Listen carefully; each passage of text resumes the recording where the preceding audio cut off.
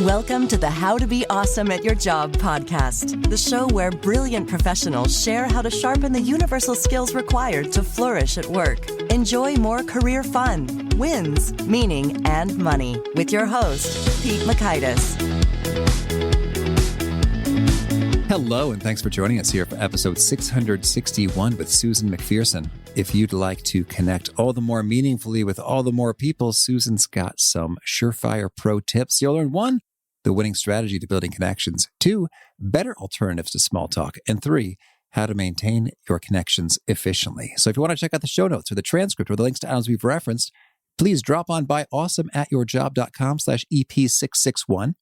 And while you're at awesomeatyourjob.com, I encourage you to check out the Gold Nuggets, which provide summary wisdom from Susan and each guest on the day the episode releases. A write-up you can enjoy in about 2 to 3 minutes, as well as access to the vault of all 661 such summaries. We call those the Gold Nuggets. Now here's Susan's story. Susan McPherson is a serial connector, seasoned communicator, and founder and CEO of McPherson Strategies, a communications consultancy focused on the intersection of brands and social impact. She's the author of The Lost Art of Connecting, the Gather, Ask, Do method for building meaningful relationships.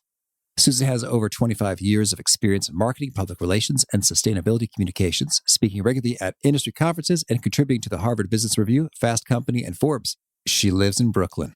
Big thanks to Susan for sharing her wisdom with us. Big thanks to our sponsors. Check them out. One sponsor to check out is Storyworth. Whenever I'm thinking about meaningful Father's Day gifts, Storyworth leaps to mind. Storyworth helps you preserve precious memories and stories from your father for years to come. Each week, Storyworth emails your loved ones a thought-provoking question that you get to help pick, such as, what's the bravest thing you've ever done? I personally love the prompt so much that I have refreshed Storyworth's questions page many times looking for more. Storyworth makes the writing process super quick and easy. All your loved one needs to do is respond to that email with a story, and then you get a quick copy of that. And after a year of this fun, Storyworth compiles your loved one's stories and photos into a beautiful keepsake hardcover book that you'll be able to share and revisit for generations to come. Families love Storyworth so much, they've got 25,000 5-star reviews on Trustpilot and have millions of stories preserved. So give all the fathers in your life a unique, heartfelt gift they'll all cherish for years. Storyworth. Right now, you can save $10 on your first purchase when you go to storyworth.com/awesome. That's storyworth.com/awesome to save $10 on your first purchase.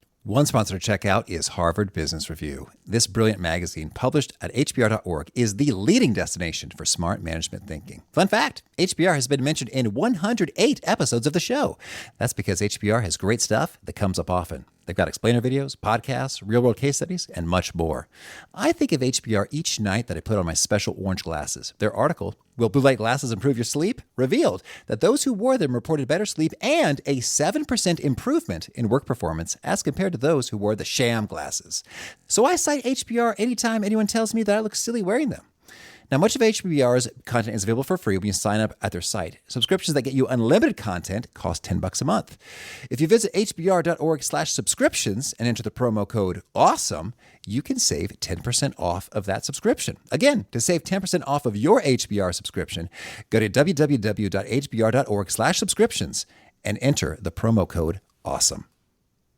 And big thanks to our sponsor, Acorns. Acorns makes it easy to start automatically saving and investing for your future. You don't need a lot of money or expertise to invest with Acorns. In fact, you can get started with just your spare change. Acorns recommends an expert-built portfolio that fits you and your money goals, then automatically invests your money for you. NerdWallet.com, whom I love on these sorts of matters, gives Acorns a whopping 4.7 stars and says, quote, if you want to make the most of your spare change, there's no better place to do that than Acorns. Head to acorns.com/awesome or download the Acorns app to start saving and investing for your future today. And we got a legal disclaimer here. It may not be representative of all clients. Tier 1 compensation provided. Compensation provides an incentive to positively promote Acorns. View important disclosures at acorns.com/awesome. Investing involves risk, including the loss of principal. Please consider your objectives, risk tolerance, and Acorns' fees before investing. Acorns Advisors LLC, Acorns, is an SEC-registered investment advisor. Brokerage services are provided to clients of Acorns by Acorns Securities LLC, member FINRA/SIPC. For more information, visit acorns.com.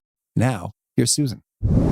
Susan, thanks so much for joining us here on the How to Be Awesome at Your Job podcast. I am very happy to be here, Pete. Thank you. Well, I'm so excited to dig into your wisdom about the lost art of connecting. And I understand you have made a fun connection. You're pals with Kevin Bacon, how did that come to be? And what's it like to be buddies with a famous person? Well, first of all, I wouldn't go so far as say buddies. Okay. I don't want to embellish it. His older sister has been a friend of mine for years. And we lived in Seattle, and I moved to New York not knowing anyone. And she so graciously introduced me to him. And I spent my first Thanksgiving in New York City at his home with his wonderful wife and kids and extended family. Well, Kevin Bacon, of all the celebrities you might be connected to, for you and what you're doing, that's just priceless. Oh, absolutely. Is it 6 degrees or 5 degrees of Kevin Bacon? 6 degrees. Okay. And that means now you're 2 degrees. Yeah. Well, you know what? That feels really... I'm having a surge of feeling powerful right now, actually, as you highlight that. So thank you. Well, so tell us, we're talking about connecting. What would you say is one of the most surprising and fascinating things you've discovered about connecting, which might be counterintuitive to folks? Well, what has enabled me over the years to be successful is always leading with, how can I help?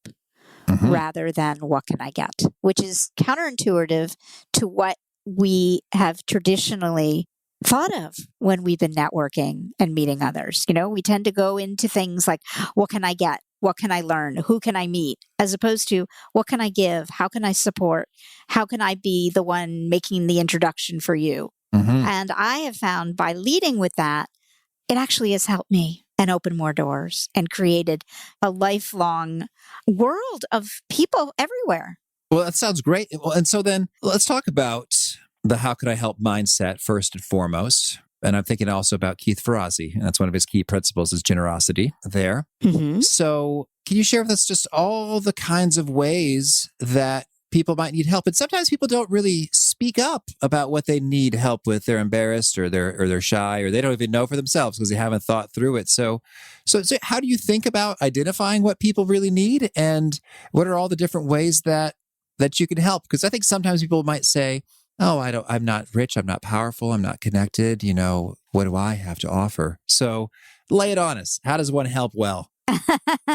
Well, I will tell you just a little bit about what's in my book. I lay out a very, very detailed methodology, which I won't bore all your listeners with in terms of detail, but I can certainly give you kind of the 30,000 foot view. And it's gather, ask, do. And in the gather section is when you do some meaningful self-reflection to actually determine what it is that you have to offer. What is it that you bring to the table? What is your chief differentiating factors, your secret sauces? And notice I say "ss" because everyone has many. The next is the ask. And yes, there is always a time and a place for you to ask for what you need and what you want and what you deserve. But in this case, it is learning the art of asking meaningful questions so you can find out what is important to someone else. What do they need help with, right? I mean, there's even a chapter in the book that gives you questions that you can have in your back pocket that actually helps you ask people questions that will lead you to understand what they are hoping and dreaming for. And lastly, if you ask the meaningful questions and listen carefully, you can then get to the do. And what you do in the do is actually the place I like to be the most. But that's when you become helpful, reliable, trustworthy, following through. And I hear your question about, well, what about if I'm not a rich heiress or a philanthropist, et cetera? How do I help? Well, this goes back to that secret sauce and that chief differentiating factor. Every single one of us has things to offer one another. And sometimes it might just be an introduction to someone else we know. Okay? So don't overthink it.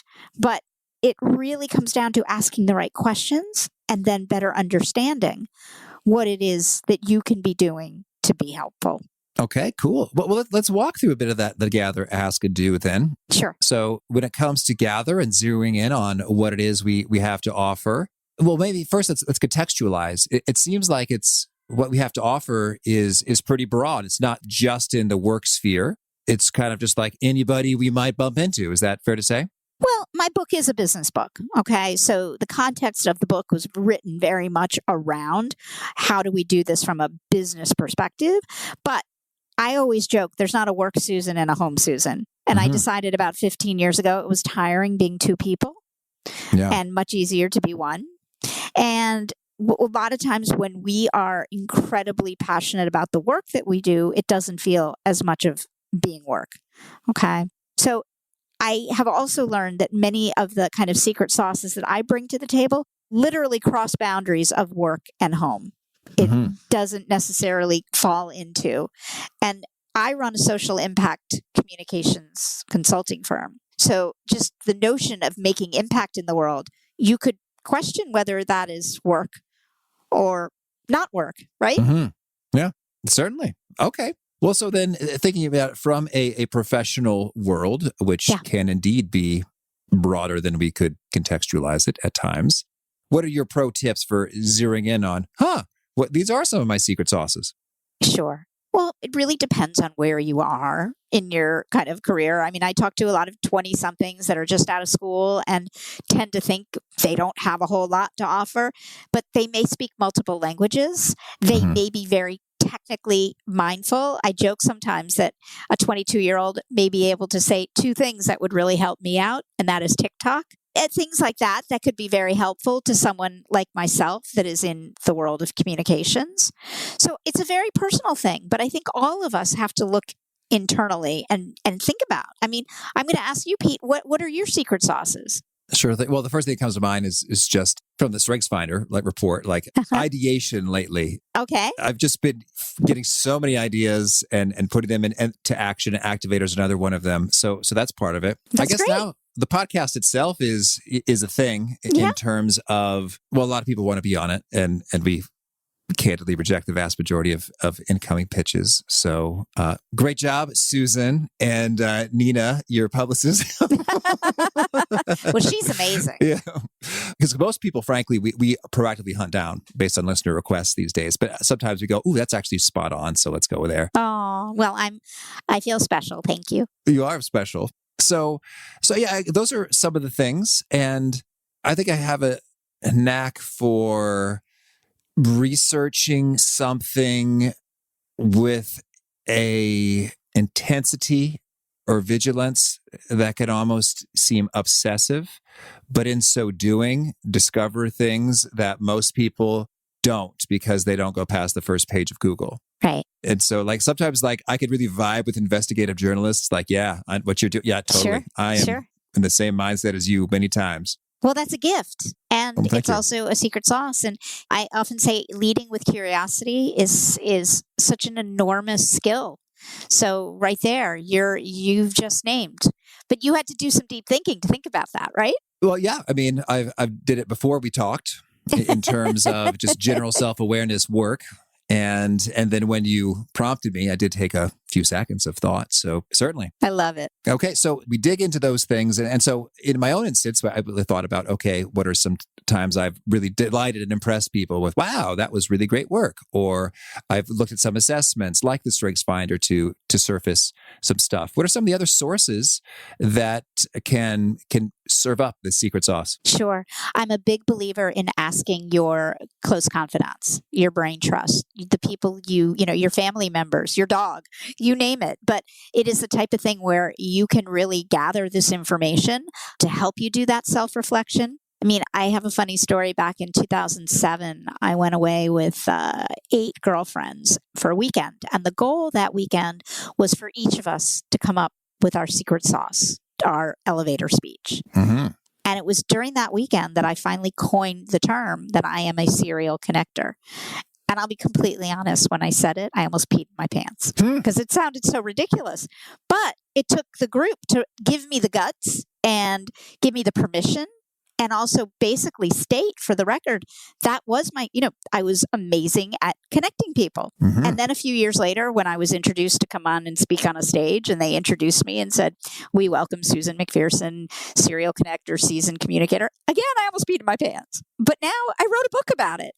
So the point being is that was deep thinking and deep reflection on my part, but I also pulled from the crowd. I actually gathered data from the people closest to me. And this is really the funniest follow-up I've ever asked. When you say pee your pants, do you mean that you were terrified or Yes. thrilled? Okay. I was embarrassed. Like, it sounded ridiculous. It sounded just, no one's going to believe that. So you're not like, yes, that's it. I nailed it. And that's No. not what you meant. You meant, No. geez, that seems corny or outrageous. Yes. It seemed preposterous is probably the word. All right. Well, and that could be an insight right there in terms of if you're feeling some internal resistance or skepticism, when you are connected with people that you're bouncing these things off of, you can get the courage to say, no, that's for real. Right. And own it and work it. Exactly. All right, cool. Well, let's talk about the asking. How do we ask? Are there some particular key questions or tips to be better listeners and get to the heart of things? Well, sure. And they're both two separate chapters in the book. There's one chapter that has literally 11 questions that you can carry in your back pocket that will help you ask more meaningful questions. Well, please share several of these immediately. We have to know. Well, they are certainly not the questions that are going to lead you to yes or no answers. And they're also not questions about the weather or what people ate for lunch today. But they're things like, Pete, it's been a tough year. It's been a really challenging year. How are you doing? Is there anything you could be using my help on? Or, Pete, if you could go anywhere at the end of this pandemic, anywhere on the planet, where would you go and why?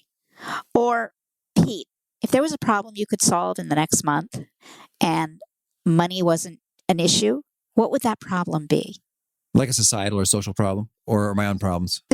These questions elicit more meaningful responses and help you get a better data, a more rich answer that is going to help you then lead to, how can I be helpful to this person? Yeah. And could you share, I think those are excellent questions. And I guess I'm thinking about the context in terms of, I have many people I know that I'd be totally fine just going there right away. And I'm thinking if you have just met someone 3 minutes ago, you may not want to go there right away. Why? What about those questions seem? Well, I suppose, and it could vary by personality. If, let's say, I just met, we're talking. I was like, oh, how do you know Jane? Or what brings you to the podcast movement conference? Susan, whatever. So we're like just met. And then you said, hey, it's been a tough year with the pandemic. How are you doing? I was like, well, Susan, I guess I'm okay. I just met you. I don't know. I mean, again, in many, many talks, and I run a communications firm. So I will say that this past year has been the great equalizer. Most people have been challenged by it. Oh, sure. I mean, that's quite a generalization. I don't want to say all people, but to me, it's almost like the elephant in the room that if we don't address it, we're not being human. Okay. And I find that it isn't such a personal question because, obviously if the person is uncomfortable, they'll say, I'm fine. Yeah, fair enough. You just leave it at that. You're like, no, how are you really doing, Susan? Like, hey, take a hint. Right. Like, you're not my friend, my spouse, my boss. We just met you, and I'm giving you a bit of a buff off. So take that cue. So, well, I think that's powerful right there in terms of, well, one, maybe we can afford to be a little bit more courageous and vulnerable. Just go ahead. And two, it's not the biggest deal in the world if someone chooses not to disclose, and you could just take that hint and respond accordingly. Yeah. I mean, look, again, every human is different, and that's a good thing, and that makes life interesting.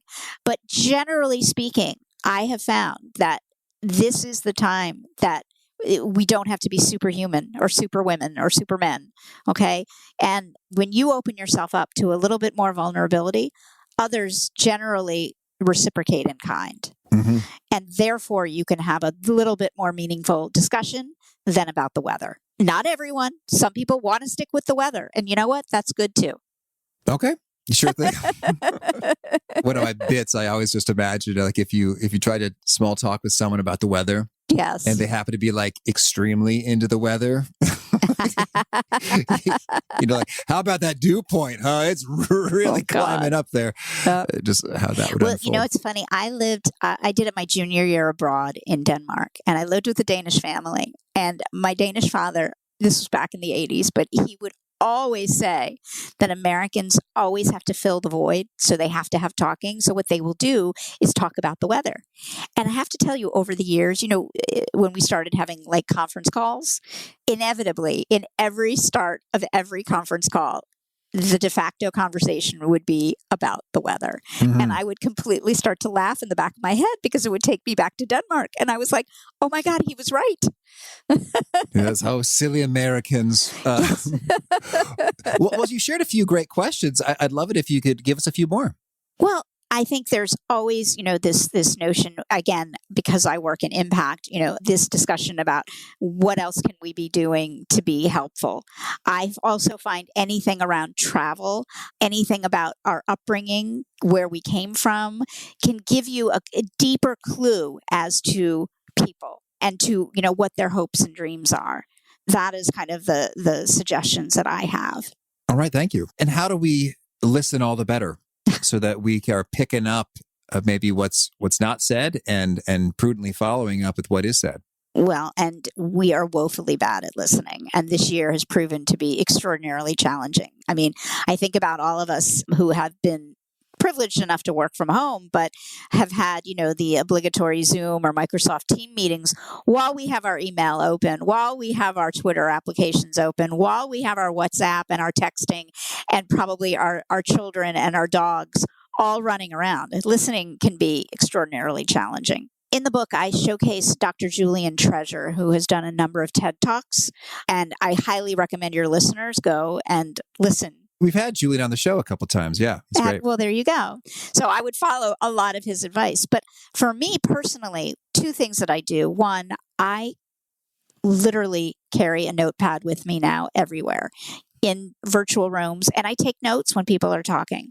I also am not so shy as I won't, if I find myself daydreaming or thinking about what I'm going to cook for dinner, as opposed to listening, is I will circle back and say, Pete, I missed what you said. Can you repeat it? Mm-hmm. Okay. And that keeps me grounded. That helps me continue to listen. But I also, taking notes as someone talks, at least for me, is very, very helpful.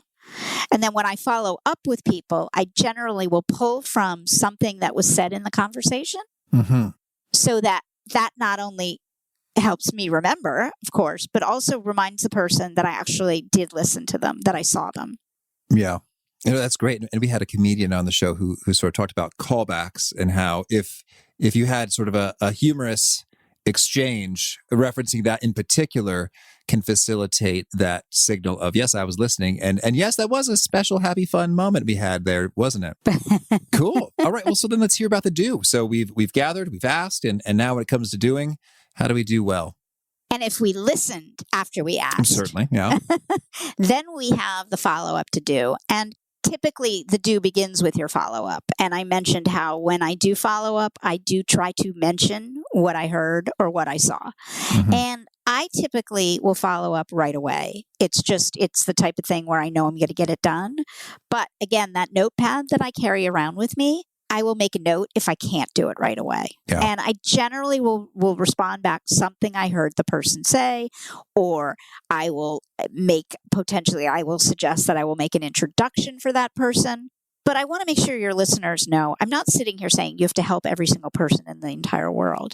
But if your goal is to make a deeper, more meaningful connection, this is a way to start the process. And it's not a one and done thing. You're not going to follow up and then done. I don't have to reach out to them in 10 years. Mm-hmm. This is something that hopefully, if it builds into a reciprocal relationship, will carry through and continue to grow and blossom. All right. Well, we talk about following up. If there's not just a crystal clear action item or to do or promise made, can you give us some examples of actual snippets of follow up text or dialogue that would be helpful? Sure. I mean, it can be as simple as, Pete, it was great chatting with you last night. I so enjoyed our conversation about XYZ, your favorite hummus, or, where you're going on your next trip, or the project you're working on. I'd love to keep in touch. What would be the best way to keep in touch with you? Okay. That's simple. Thank you. I mean, let's not overthink this. But the reason I ask about what is the best way is every person has a different means and mode of the way they want to stay in touch or Mm-hmm. communicate. And to me, that is a very respectful way to keep the loop going. All right. Well, and then let's talk about maintenance in terms of sort of ongoing. Like in some ways, it could be intimidating I don't know if you have any numbers in mind, but like the frequency of touches and the depth of touches, like it could multiply real quick in terms of I've met 3,000 people, and if I want to stay in touch, do I need to give them a message every other month? And so how do you think about the maintenance stuff? Sure. Well, again, I want to delineate between what I talk about versus networking. For me, it's not a numbers game. Okay. It is very much intentional in keeping in touch based on, if we think back to the gather phase, what is the community we want to build to help us meet our own goals, right? Mm-hmm. This isn't just about staying in touch for the sake of staying in touch, although that is great too. I'm not anti that. Okay. So to me, to sit here and put out numbers would be not what I'm practicing. Okay. Mm-hmm. Okay. But I also believe that because this isn't transactional, a relationship doesn't start and stop. A relationship ebbs and flows. Does that make sense? Yeah. So again, it is not realistic to think you're going to stay in touch with everybody every day. But I fervently believe that you stay in touch with people not when you need something, so that when you do need something, it's so much easier to ask. Yeah. Okay. That's good. And I hear you in terms of ebbs and flows. Like I'm thinking about just, when we moved into this building, like the realtor, like we talked to him like all the time. And now we talk to him rarely, but occasionally. Right. He's awesome. Right. And I like being in touch with him. Likewise, like with a contractor. And so like their ebbs and flows does sound natural. And it may well be like 3 years of a gap between times. But if I see something that makes me think of them, go for it. And that's cool. Absolutely. And that's a gift. Mm-hmm. That's a gift. And the thing is how often have you been walking down the street and somebody pops in your brain? Oh, yeah. And generally speaking, what you do, you park it. Mm-hmm. I now, whenever that happens, I use my little voice memo on my handheld, which is generally with me, and I make a note so that I will actually then go back, or maybe while I'm walking, and just text using the voice memo and say, "Hey, Carolyn, you popped in my brain. It's been a while. I just want to say hello and find out how you're doing." Simple as that. And I must do those 3 to 5 times a day. Yeah. And it's literally when people pop in my brain. Again, no ask, no, I'm not expecting anything in return, although it's lovely if people respond back. But it is my own way of being like, hey, I'm still here, but also spreading a little joy in the world. Well, yeah, you're right. And it does feel good in terms of, as I imagine myself on the receiving end of that, it's like, even that person doesn't have a really special place in my heart. It's just like, okay, I randomly met you at a conference 4 years ago. And, we had a couple laughs, but whatever. So I'm just, for example, like I would still feel pretty good to get that text. Of course. Like, oh, cool. And I might say, hey, I'm probably not going to follow up and say, oh, yes, absolutely. It's so good to hear from you. Let's find some time where we can really catch up at length. I probably won't do that. For some people, I certainly would. But even in the worst case, that feels good. Yeah. So do more of that. Absolutely. That's great. Well, and a lot of people say to me, how do you find time? How do you find time to keep in touch and this and that? And I'll have to be honest with you, Pete, the more people in my life, the more efficient I get because it means there's more people I can tap into. That's true. When somebody needs an expert in climate change, coral restoration, animal physiology. Like you will know someone, or you will know someone who knows someone. You got some toxicologists for me, Susan? I can find you one. All right.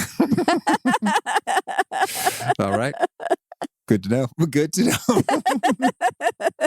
Well, that's great. Thank you. Well, tell me any final pro tips or things that you really want to make sure to mention before we shift gears and hear about some of your favorite things? Sure. Well, I just think leading with how can we be helpful is a tremendous way to pivot as we move through our professional careers. Whether we are with peers, whether we're with the people who are hiring us or promoting us, whether we are raising money for a startup, leading with that will only come back to help you. All right. Well, now could you share with us a favorite quote, something you find inspiring? I have to say, we are only as blind as we want to be. And I say that quote because I have found leading a life of deep curiosity has been extraordinarily helpful to me, and never questioning whether somebody is worth my time. Does that make sense? That's great. Because what I have learned from people, and maybe the initial impression was, wait, this person can't, quote unquote, help me with my career or can't help me get this or that. But I have always surprised myself that when I kind of disabled the blinders, it enabled me to learn something not only about that person, but to learn more about myself. And how about a favorite book? It would have to be Cast by Isabel Wilkerson that I just read earlier this year. Powerful, powerful. Highly, highly recommended, just in terms of grounding and also what is basically set systemic racism in this country. And I know I'm going deep, but I have found that to be just extraordinary. Okay. And how about a favorite tool, something you use to be awesome at your job? Email. Okay. And my notepad, honestly, my notepad. But I don't know what I would do without email. All right. And a favorite habit? Texting people I love and asking how they're doing. Okay. And blowing bubbles in my dog's belly. Oh, fun. And is there a particular nugget you share that really connects and resonates with folks that quote it back to you frequently? I know I'm sounding redundant and repetitive, is literally, how can I be of help to you? Okay. And folks joke about that all the time. And if folks want to learn more or get in touch, where would you point them? Well, my company's website, McPherson Strategies, or anywhere online, Susan McP1. You can find me on the social webs. And you can obviously email me at susan@mcpstrategies.com. Okay. And do you have a final challenge or call to action for folks looking to be awesome at their jobs? I would make sure you listen twice as much as you speak. That is why we have 2 ears. And I would always, always, always lead with how you can be helpful to others. All right. And believe me, the world will come back and help you. Okay. Susan, thank you. This has been a treat. I wish you much luck and fun in all the ways you're connecting. Thank you, Pete. I really appreciated Susan's take about avoiding the small talk and going for some more meaningful questions. Really useful. I think it's handy to prep those in advance. So you're not just like, oh, I'm supposed to ask a meaningful question now. Prep them in advance and you're ready to go. And you can form a better connection than you can by covering weather stuff. So again, those show notes, those transcripts, those links to items we've referenced, you can find at awesomeatyourjob.com/EP661. I hope to catch you next time. And peace. Thanks for listening. To get the most out of the show, we recommend 2 key things. First, check out the extra resources at awesomeatyourjob.com. You can find this episode's transcript and links, as well as the perfect episode for your situation. You can search the full text transcripts of hundreds of episodes or explore episodes tagged by topic and competency covered. Second, subscribe to the podcast and get future episodes automatically. You can subscribe by telling Siri and several other smartphones and speakers, subscribe to the How to Be Awesome at Your Job podcast, or by tapping subscribe in your podcast player of choice. If you'd like some extra help figuring out podcasts and how subscriptions work, visit awesomeatyourjob.com/subscribe for guidance. Hope to catch you on the next episode of How to Be Awesome at Your Job.